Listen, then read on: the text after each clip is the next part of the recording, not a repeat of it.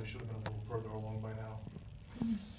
But I guess what I'll start by saying is I grew up in a really backward town.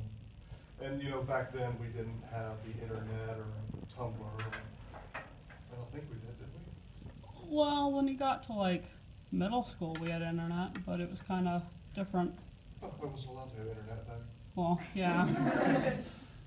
And I grew up with some really uptight Christian parents. Really nice people once you get past the mild abuse. But so it did take me a while to come out. I think I came out when I was about 28. It was not as ridiculous as I like to tell people it is. When people ask me how I came out, I like to tell them I hired an airplane to do skywriting, or there was an ice cream truck going around. I love telling that story, but no, the truth is it actually took 3 tries for it to take. Mm-hmm. I posted on Facebook literally 3 times, and I tagged my mother all 3 times. And she and my dad somehow ignored it every single time. Mm-hmm. Until finally I had to just send her a message. I think that was actually the 4th time. And she finally responded by literally sending a letter in the mail instead of responding on Facebook. Which I promptly scanned and put online and gave to the ACLU, and they all loved it. I don't think she's too amused that her hate letter is up there floating around. I think someone's actually using this curriculum at this point. Anyway, so yeah, I came out, I managed to start the hormones, still haven't figured out how to work on my voice yet, but I will one day. So I guess since all that's out of the way, does anyone have any questions on living out in the world like this, or what life is like? Come on, I know someone has a question somewhere. Yeah, we do. Was it hard, to not talk to your parents anymore after? I still talk to them maybe every 6 months, but no, I kind of prepared for this for my entire life. I knew very young that I was trans, even though we didn't have Tumblr.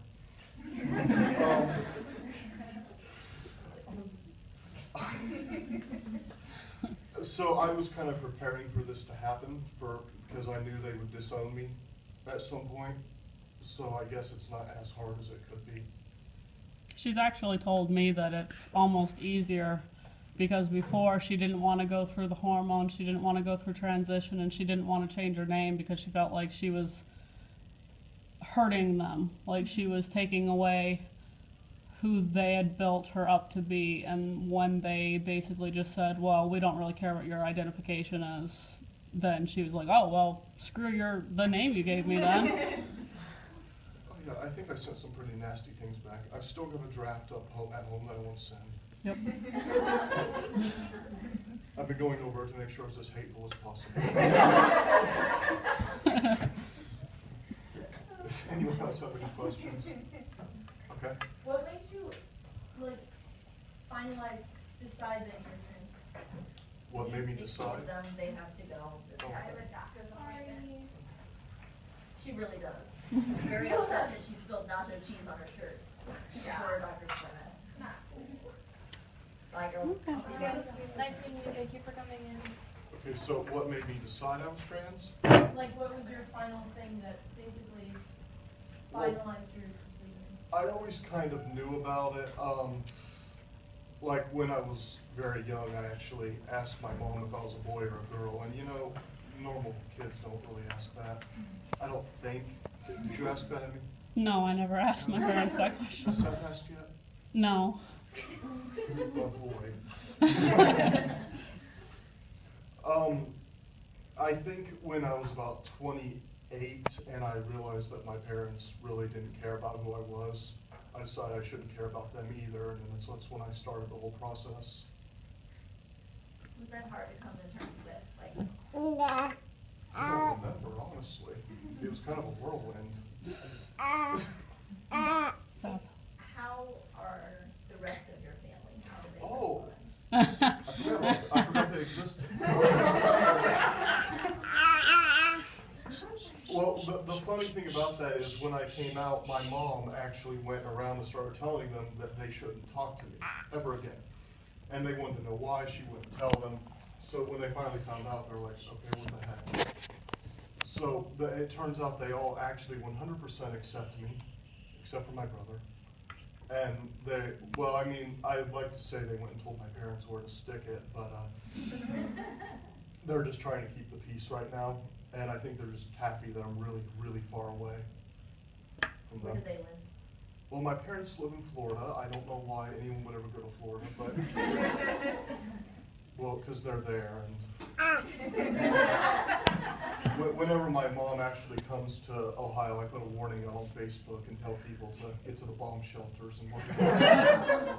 And I usually give directions to them. There's actually one in Akron near the municipal building. And the rest of my family still lives in Southern Ohio, so they're probably happy that I'm here and not there. I'm kind of happy too. Okay. Is it easier to like live here? Do you like face any, I guess, discrimination up here more than down Yeah, I do like it better up here. It's a lot more progressive than Southern Ohio, if you can believe that. Because Akron did just pass the LGBT ordinance. So it's good. I mean, as long as there's no idiots putting up signs on main roads, we're pretty good. I saw that sign on the way to here. Yeah. Yeah. How, like, in general, what advice would you give to somebody, like, because sometimes it just seems like the entire world is against you. Like, Well, they are, but how do you not let it affect you? the most important advice I can give you is to not let anyone define you, because people are going to try. You're going to tell them who you are, and they're going to say, no, you're not, you're this. And, like, well, I mean, they don't have to live in your body.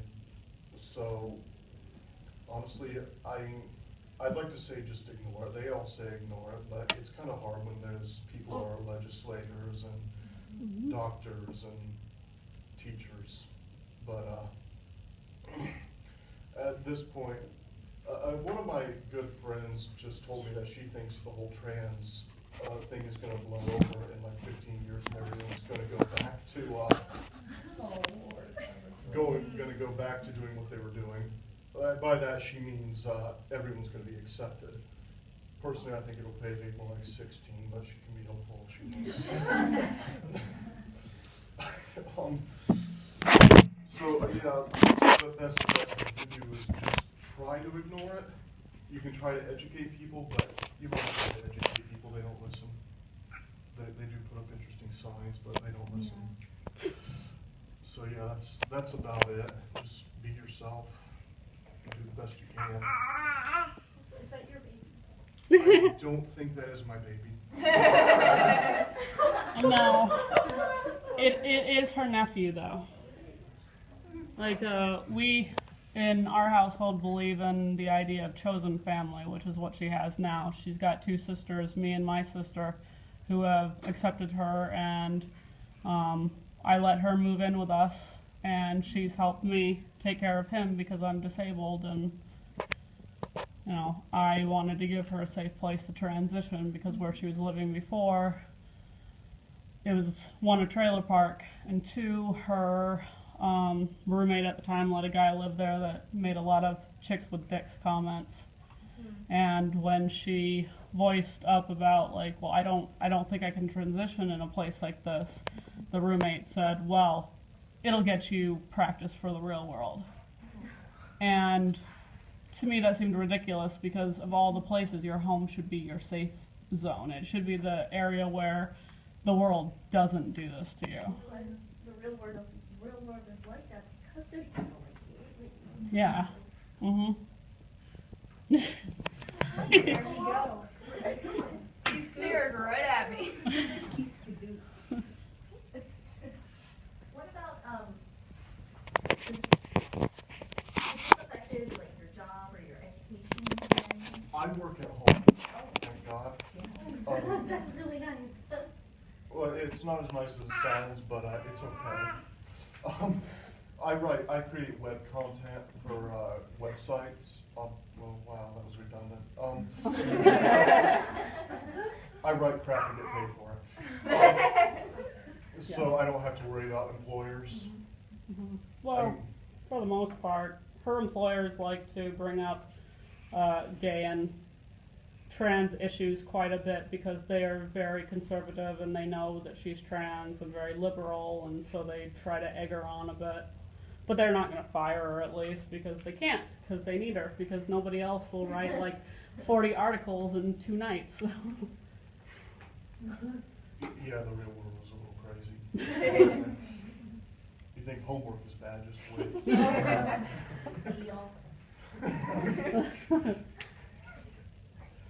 How is the transition process? Sorry, Some what? of the kids probably. How does it work? Yeah, like how is it for you, to your experience? Well, it starts with finding a doctor that will actually give you the hormones. That's harder than it sounds sometimes, because sometimes you'll go in there and they'll say, yeah, we'll be glad to treat you, and then the next day you get a phone call. And they say, yeah, we actually didn't know you were trans. And it's like, well, how did you, I looked like this when I came in. I don't pass. So what kind of doctor do you go to? Like, I- doctor? I actually found a really good doctor up in Cleveland. Yeah, that's where I'm at, Cleveland. His name is Dr. Ng. He does this thing called the informed consent model, which means if you just sign some papers, you don't have to go through any kind of psychological therapy, or because usually you have to go through therapy for like a year, and they actually make you dress as the gender you identify with without the hormones and go out into society to see if you can handle it, which is kind of like the Hunger Games. Seriously? But fortunately with Dr. Ng, I don't have to worry about that. And so my whole thing is, usually I look a little more male in my everyday life. So my whole plan is to just keep taking the hormones and continue until I no longer look male, and then when people ask what happened, I just kind of shrug it off. That's my whole plan. Do you regret not coming out earlier, or are you happy with your decision? Oh God, I'm not happy with that decision. No, I wish I had come out earlier. I wish I'd come out the moment I left my parents' house, when they got upset when I built a brownie bag. One of the things that makes me really angry is that if my parents hadn't been so religious and set in their ways, they could have gotten me to a doctor when I was younger, and I could have been on hormone blockers, and I wouldn't have had to go through that. And I would have been a lot further along right now. In fact, no one would have known I was trans at this point. But they are, and it is what it is. So we're just going to have to deal with it. How do you feel about people freaking out about the bathrooms? Oh boy. I'm sorry, little question. Well, the funny thing about that is, did anybody hear my radio show with Jay Lynn, the guy who put up I the sign? did, but I don't, it was on Facebook, and so that's what I don't think the kids had heard it. Well, I actually went on the radio and confronted him over his stupid sign, and Yep. I am actually probably the one who got him to resign, because like literally hours after the radio show, he posted on Facebook that he was resigning because of these sick, vile people. He couldn't even hand in a proper resignation letter. He had to do it on Facebook. It was bad. He doesn't use punctuation either. No, he doesn't. No, he doesn't. It's weird. His grammar sucks. Yeah. But actually, like, the topic of bathrooms comes up in our house all the time. Because every single time we go to something, especially before the ordinance was passed in Akron, like we'll go to Pagan Pride in Bedford and everything. And she's like, okay, I have to go to the bathroom before we leave because I can't go to the bathroom there or else I have to go to the men's room and I don't know that I can handle that. And a bunch of us are like, we'll go with you. Like, it's not that big of a deal. And anybody who tries to say anything like, I don't look tough, but I am. And so it's almost every single time we go out, she's worried about it because of North Carolina doing this stuff. Like, they kind of opened this big can of worms where all of a sudden now people like her are terrified of doing the wrong thing. Yeah, but getting back to the Jay Lynn thing, something he said that was really funny on the radio was that, oh, I'm gonna get some laughter out of this one. He said that bathrooms have been segregated since the beginning of time because God said so. He did say that, right? Yeah, People are really just So it occurs to me, like I told my dad the other day in a really angry comment. I'm like, you people have an opinion, but you don't actually know why you have it. They're getting up in arms about the bathrooms, but they don't know why, because trans people have been in bathrooms since, well, actually literally that has been since the beginning of time. So, and honestly, bathrooms were only segregated since the 20th century, I think. So I don't know what they're getting up in arms about, honestly. I think what it is they suddenly realize that we exist, and they realize that we are finally getting some kind of foothold. So they're trying to push us out of public spaces. And the best way to do that is the bathrooms, because everyone has to pee at some point. I know I've done it once or twice in my life. So yeah, that's all it's about. It's not about us, them being afraid of us or anything. They just think we're icky. That's all it is. we actually have a theory that it's because of the laws that passed giving gay people the right to marry, and now they're like, they lost that bit of control, now they're freaking out, and the trans people are a perfect target for them. That and our community is so split up anyway, we can't really come together and fight back. So yeah, that's a problem. Yeah. We'll figure it out. We will. Have you ever been to Pride? No. Well, Pagan Pride. We're going this year. The Pagan Pride? No, to Cleveland Pride. I wanna finally go. You can come to Akron with me. It's the same day Pagan Pride is. Oh. Yeah. They have these really great turkey drumsticks that taste like Pagan Pride. So I don't want to miss that. Yeah. Like, what would you say to, like, what kind of advice would you give to, trans people who, like, are trying to make their parents understand and accept, and, like, their parents are, like, on the fence about it? That's a tough one because my parents are definitely not on the fence. They're so far on the other side, they can't even see me.